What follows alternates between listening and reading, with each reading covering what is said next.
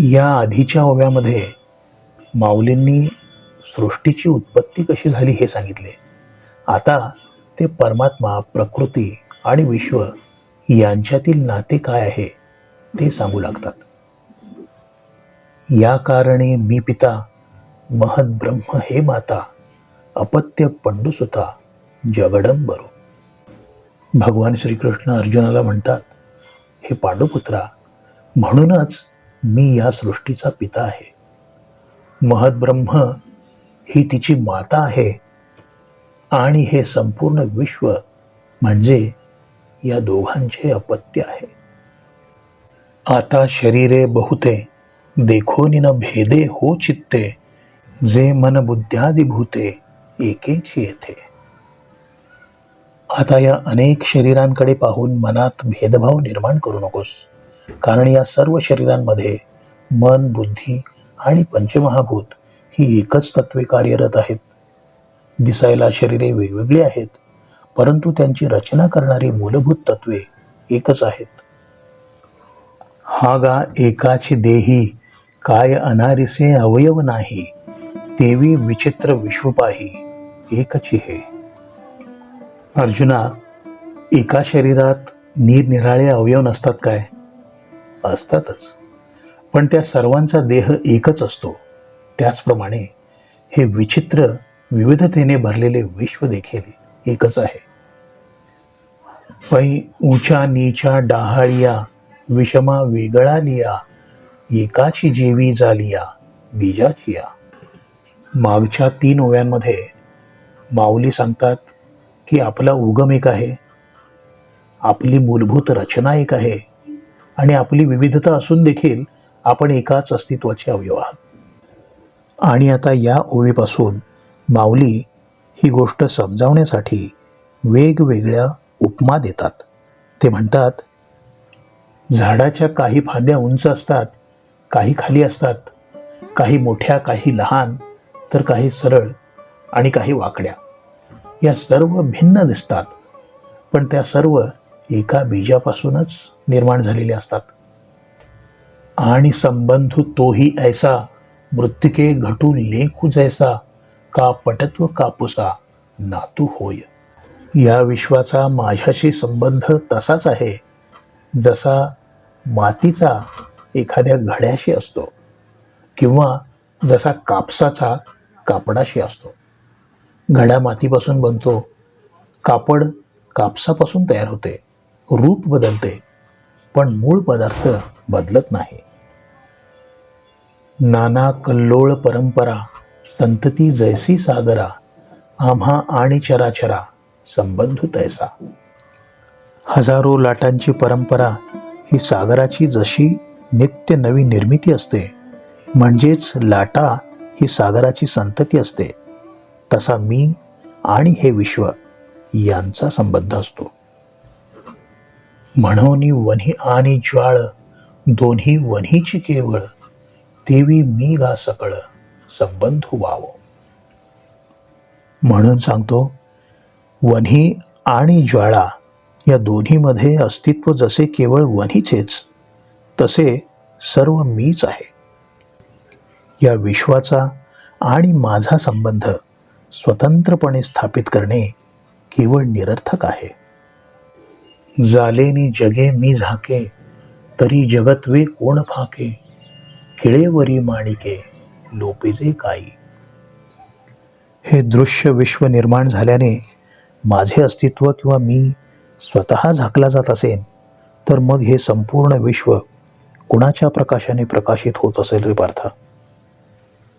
मला तू एकच सांग की बाहेर फाकणाऱ्या किरणांच्या तेजाने माणिक कधी झाकले जाईल का रे? अलंकारा ते आले, तरी सोने पण काय गेले, की कमळ फाकले कमळत्वा मुके. शुद्ध सोन्याने अलंकाराचे रूप धारण केले, म्हणून मूळ सोने कधी आपले शुद्ध सोने पण हरपून बसते का? किंवा कमळ पूर्ण उमलून आल्यावर मूळ कळीतले सुगंधी रंगीत कमळ कधीतरी लोपते का? सांग पा धनंजया, अवयवी अवयविया, आच्छादिजे की तया तेची रूप. अरे पार्था, देहधारी पुरुष अवयवांनी कधी झाकला जातो का? की अवयवांसकट तो माणूस हेच त्याचे रूप असते? की विरूढलिया जोंधळा कणिसाचा निर्वाळा वेचला की आगळा. जोंधळ्याचे बीज एकदा का जमिनीत रुजले की पीक तरारून येते, कणीस डुलायला लागते. मग मला सांग पार्था, इथे जोंधळ्याचे बीज पण नष्ट झाले का ते अधिक होऊन प्रकट झाले? म्हणून जग परवते सारोनी पाहिजे माते, तैसा नोहे उखिते आघवे मीच. म्हणून तुला सांगतो पार्था, विश्वाला दूर सारून माझे दर्शन घ्यावे तसा मी नाही. संपूर्ण विश्वच मुळी मी आहे. हा तू साचोकारा निश्चयाचा खरा, गाठी बांधवीरा जीवाची. म्हणून हे वीरा, जे काही प्रगट विश्व आहे ते मीच आहे असा दृढ निश्चय स्वतःशी कर. तशी मनाला निश्चयी गाठ बांधून ठेव. आता मिया मज दाविला शरीरी वेगळाला, गुणी मीच बांधला ऐसा आवडे. वेगवेगळ्या शरीरात मीच मला अभिव्यक्त करीत असतो. माझा मीच या शरीरांमधून प्रकाशित होत असतो आणि प्रत्येक शरीरातील त्रिगुणांनी मीच बांधला गेलेलो आहे असा वाटतो. जैसे स्वप्नी आपण उठून या आत्ममरण, भोगीजे गा जाण कपिध्वजा. हे कपिध्वजा, तू लक्षात घे की स्वप्नामध्ये आपणच आपला मृत्यू निर्माण करतो आणि ते आपले आपण भोगतो. का कवळा ते डोळे प्रकाशून पिवळे, देखती तेही कळे तयासीच. किंवा कावीळ झाली की सर्व विश्व पिवळे दिसू लागते. हे पिवळे पण फक्त कावीळग्रस्त डोळेच अनुभवतात, इतर नाही ना.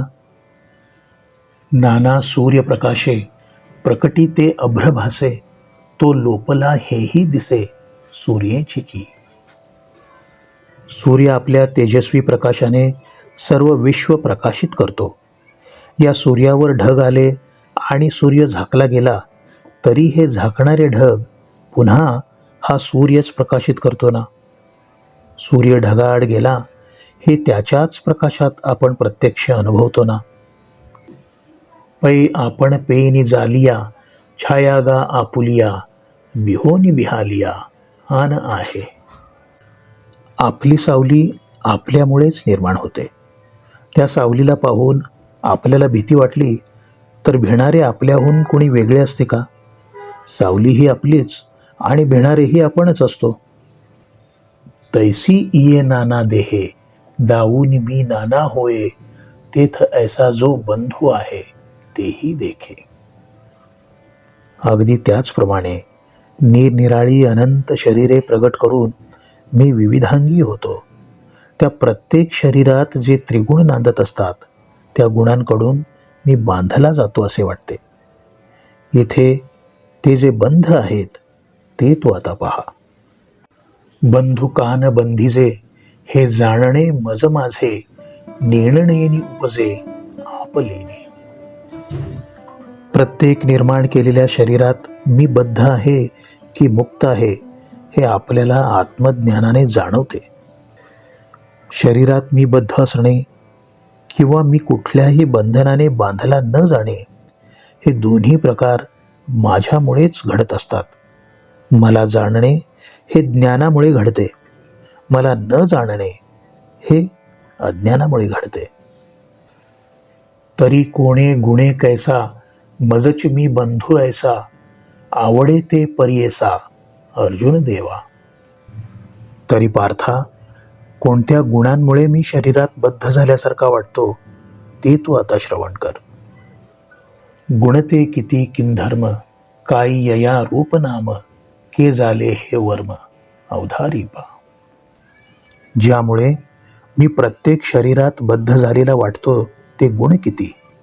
त्यांचा धर्म काय, त्यांची लक्षणे कुठली, त्यांची नावे काय, त्यांचा उद्भव कसा होतो, या सर्वांचे रहस्य काय, हे तू आता लक्षपूर्वक ऐक.